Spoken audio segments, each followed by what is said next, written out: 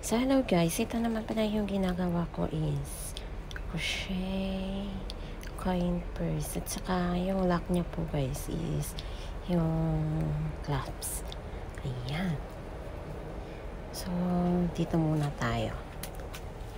Ayan, single stitch po yung yung design ko dito is dalawang single stitch na rows and then one double crochet stitch sa isang row. Ayan. Pinaka-easy din naman siya na stitch, diba? Pero gustong-gusto ko ang kulay, guys. Tingnan nyo, super ganda ng kulay, diba? Yung gamit ko pala dito is 5-ply Monaco, mercerized and multicolored. Ayan. Para ang ganda tingnan, diba? Ayan. Ang sarap sa mata, guys. Tingnan, diba? Ang kulay. Ayan. Ang gamit ko na ho is 2mm. Ayan. Nice. Ang ganda talaga. Such a beautiful color. Ayan. Practice pa rin ako ng practice. Ayan.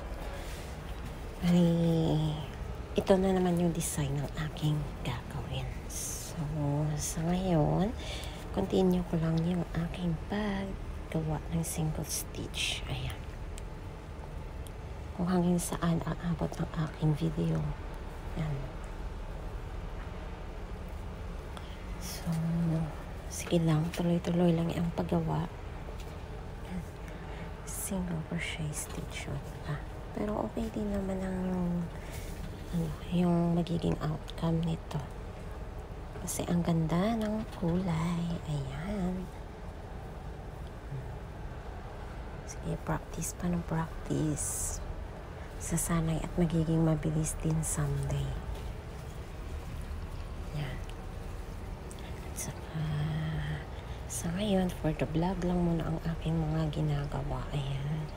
Sa mga nag-o-order, medyo na hirapan ako dyan kasi, hindi ako tumatanggap ng order kasi nga wala nga mga kulay dito. Para sa akin ngayon is practice lang muna. At saka post dito. Ayan. Single crochet stitch. Pinaka-easy talaga na stitch. Diba? At saka double crochet stitch. Ayan.